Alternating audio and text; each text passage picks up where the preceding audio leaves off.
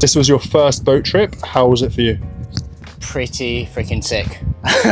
I think that's largely down to the conditions and the waves that we scored. Some of the most pristine lineups I've ever surfed. And yeah, as for the boat, it was definitely a lot nicer and easier than I thought it was going to be. I was a bit apprehensive, like going on a boat. I thought it might be like really cramped. We've all kind of had our own room and had a bit more space to sort of relax between sessions. But yeah, kind of on the boat, you've just got like everything you need. There's nothing you don't have really. You've got like pretty good internet. Food's ready like clockwork every single time you come back from the surf, which you can't really complain about. Tea, coffee, beers, just whenever you want.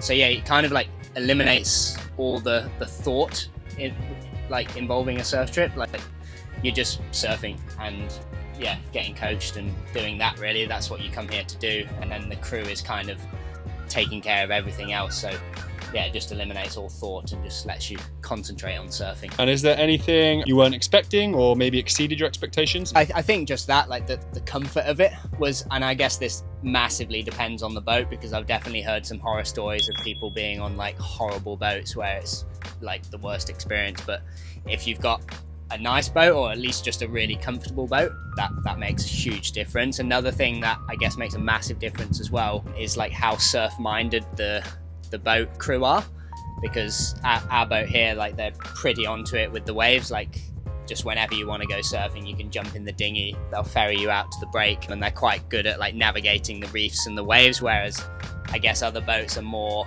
based around like diving and they might not be so great at that kind of stuff. And yeah, so last time I went to the Northern Atoll near Male and to an island called Suitability where Cokes is and a few other famous waves. And the waves were sick, like got really fun waves, but it was super crowded. But if you kind of go away from the main spots like we have, like we've come to some sort of lesser known areas that I won't mention in this interview, but you can escape the crowds, and we've kind of been surfing by ourselves, I'd say like 90% of the time, which, I mean, that's exactly what you want on a surf trip, right? You can't really get better than that. The only days we've had to share is when there's been like 4 or 5 other boats in the area and there's been one wave that's been like the spot on that day.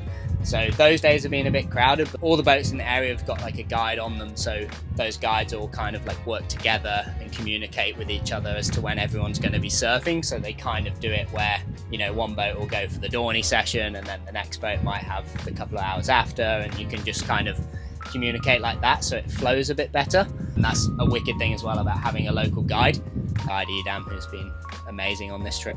Yeah, a little bit about the coaching. So obviously you already surf to a very high level, and I feel a lot of surfers that are your level think they don't need coaching. How were your thoughts about coaching before the trip, and how have you found the coaching overall? Yeah, I guess first, I've always been like a massive fan of coaching, because I've always like wanted to just get better at surfing, and I think like the better you can get surfing, like the more fun it is.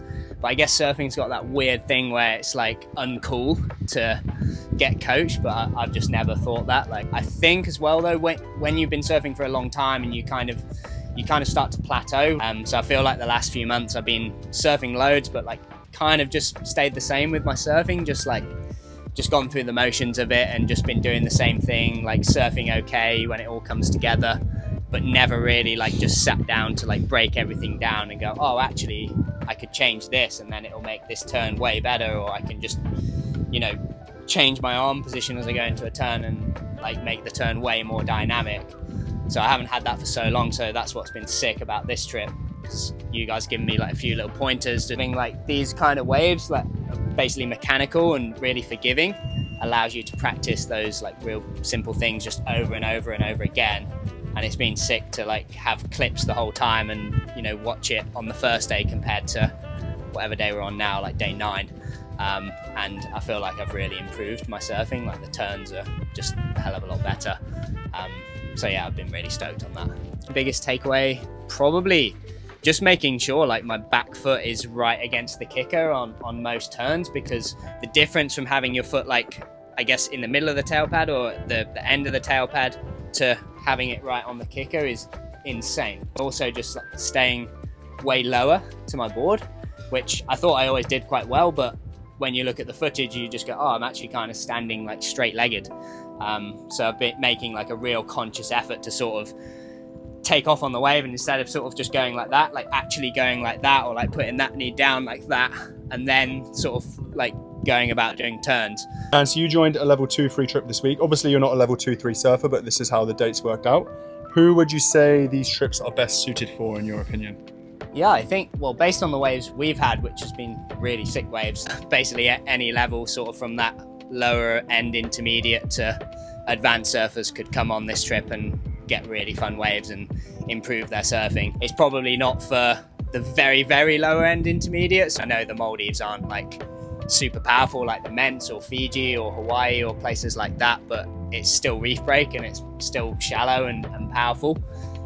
But yeah, for intermediate levels to sort of like that lower end of advanced, it's sick. Like you've just got the perfect like training ground to try anything. The waves are like really fun and like perfect shape, but also have that like forgiveness that allows you just to practice stuff. Favorite moments has definitely been some cool ones. I think we've had a couple of really special sunset sessions where it's basically just been us out and just had the most like pristine, like glassy walls like rolling through the lineup, and yeah, it's just been us.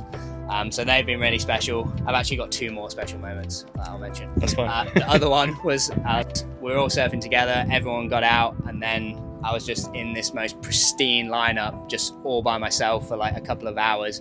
No other boats rocked up, and it was just like the most translucent water, almost to the point where it was so clear I couldn't even see like the bend in the wave. It was like hard to surf because of that, which is a good problem to have, I guess. But yeah, just I was in that lineup, just like turtles all around me, these like big glassy walls, and I just sat there and just like started laughing to myself because it was so nice. So that was a really cool experience. And then rocked up to the spot, anchored up, and all these like nurse sharks just started like swimming around the boat, and I've never seen them before, so that was really, really cool. And we ended up like jumping in and swimming with them right before we paddled out. So yeah, I mean, it's pretty special moments right there. Nice. In last day of the trip tomorrow, how frothing are you to go home, be in a 5-4, 2-foot closeouts and St. Ives? Yeah, when you say it like that, not that excited. But yeah, it's going to be a hard transition, that's for sure. Nice, mate. It's been a pleasure having you. Thanks so much. Thanks for having me.